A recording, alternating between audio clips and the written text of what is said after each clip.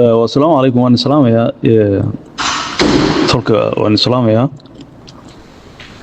بعد السلام. أنتي إن جندي ده هل كان جندي ده حاجة كجرتها والله كلنا عم جامعة العلوم سرنا الجامعة اللي قال أرنتينا ما كوض هذا اللي waxa kadibna waxa ii soo direen anagiyo maaragtay waxa isla soconay maxamed muuse waxa la soo diray inaan u tagno gudidii kale arintan xeebaha iyo dhulkan ka hadlaysay siila iyo dhulka ka bacdi waxaan soo fadhiisanay xaqii kale baan nimidnay angela nimidnay agana markaan nimidnay madaxa la isgeliyay waa kii dee hawl loo diray la yidhi wax go'aana dee u soo sheego ku soo celiya qolkan gudida sare waa tii la yidhi markii aan dhinac walba gudidii ay ka rogrogtay angeelo joogtay waxaan isugu nimidnay 24 baan ahayn 24 yaan ahayn kabacdi waxa weeyaan marka raacawlku u dhanaade raacawlku u dhanaa cid kaba maqleen halka waa kii aan isku ogeyn arrimaheena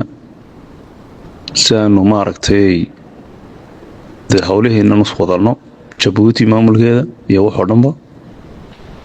inaynu de halka ka bilowno xeer ciise geeyna Zeyla iyo dhulka de ka marsan weydana dawladda xasan sheekh iyo alla kaashano de hawlahaas iyo ilaa Ciise Ethiopia de saa ku soo gelino wadanka wada halka ka bilowno baasha laakiin waxaan ii sheegayaa gudigiina inta qolka ku jirta waxaan ii sheegayaa shakadii uji kale iyo yeelatay imika inagu jeedada ugu weyn kala intaas waxay ahayd shakadan in aqabo Ismaaciil Margeeliye in maahan kula loo ogolaado inuu maaragtay wadanka si xukumo iyo inuu soo sharaxo dastuurka la bedelo tiina waan ku guuleysanay maanta ana raawl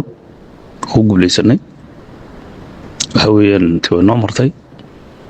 marka waxa raacaw halkan hadda gudidii 24 waxaan go'aaminay oo aan hadda isla garanay nimanka raabtigeena gudbursiga ma xadaasaha xeebaha nil degaa ee dhulkaas la leenahay taga haduu maanta dhaco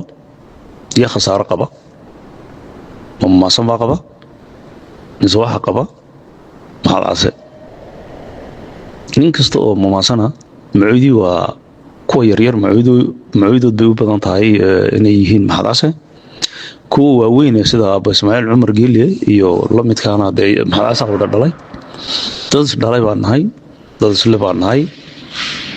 dad meel kala tagay manihin haddii dagaal ka dhaco Zeyla iyo dhulka ka dhaco iyo dhulka maaragtay lugaya waa maasan waxa goolowga iyo caruurtooda iyo buulashooda xuduudda soo dhaafi doona waa maasan weeyaan marka maasan inta ku hadhay maasan horeba uga soo guro kan Jabuuti soo wada tagnay laakiin waxa inta yar ku hadhayna waxa weeyaan way soo qixi doonaan oo de hore u dhacday taasina marka inagu hadaan nahay maasan waxa aw halkan ku go'aaminay in hawshii game-kii aan bedelo aan wadnay oo dhinac kale u dhigna baasha hadii xeer ciise lagu qabanay Zeyla Ciise Ethiopia hadday ku qabsan karayaan oo wadayaan ha wadaan laakiin inagu hadaan nahay maasan hadaan nahay waana ku bedel dhulka dhigno weeyaan hadii toole ku bedeena dhulka dhigno weeyaan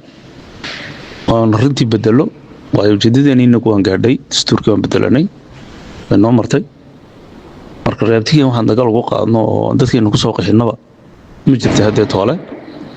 marka waxa weey arintaas isgaarsiiya oo saan soo sheega reecawl kibihaanba ka noqdo inuu propaganda iyo dagaal ninkii media ku jiray xagga joogay Yurub joogay amarna wallahi hadalay waxaan arinta deji sababtoo dadka abtiga loo yahay waliba deji baan ka niri maxaan ku raayay soo dhaweey dadka marka uu bilaabay isaguna luqadii uu bedelay oo wuxuu yiri abteedo de waxa weyn leeshiisiyay buu yiri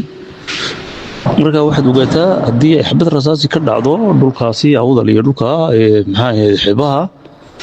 dadka soo qaxaya 99% waa maasan weeyaan Ciise kale midagana salaliya awdal tarashago Somaliland ku taala midagoo Ciise kale midagoo ma joogaan ciise Ethiopia degaa marka waxa qofka degan ee soo qaxaya dibtu gaarayso waxa weeyaan mamaasan weeyaan marka caawa laga bilaabo arinteeni waxaan ka bedelaynaa maxay codkana maxay hajiya oo de maaragtay u gudbin dad kale laakiin arrimeena waan soo dhameynaa arinta jaamacada Gelle iyo Maxamed jaamacada maxaan ku radaa jaamacada Gelle iyo Maxamed jaamacada Cali waan soo dhameynaa sheekadaas guddidiina waan u keenay isla gorfeeyeen waa la islaansiiyay waa la isla gartay in dadkeena dhibaato la gelin mamaasan dib iyo dagaal la gelin doorashadeena sidaan kursiga marka loo siyaasan lahayn hawsheeda bilowno marka waan islaamaya haween waan isku soo noqonaynaa jidiga diila yiraahdo Britole baan isku soo noqonaynaa kadibna waxa weeyaan halka ma hawsha ka sii wadaynaa isaga la hadu xeer qabsanayo iyo Ethiopia ku qabsanayo hadu sidaa ku deysanayo safar ka qaadayo isaga taala hadii mar ay geeyeen UNESCO oo loo ogolaaday wixii faa'iido ka helayaan ciise Ethiopia joogay ka faa'iideystay laakiin mamaasan kan yar reemiga dadkeena dhulkan jooga xaba abaaraha iyo balaayadu ay heshay haween inaan la soo qixinin aan arinta bedelo sida ugu dhaqsaha badan leh afraha ka qaadno arinta xeerka iyo waxaan cadaadiska wadnay aan joojino taa waraan salaamayo assalaamu calaykum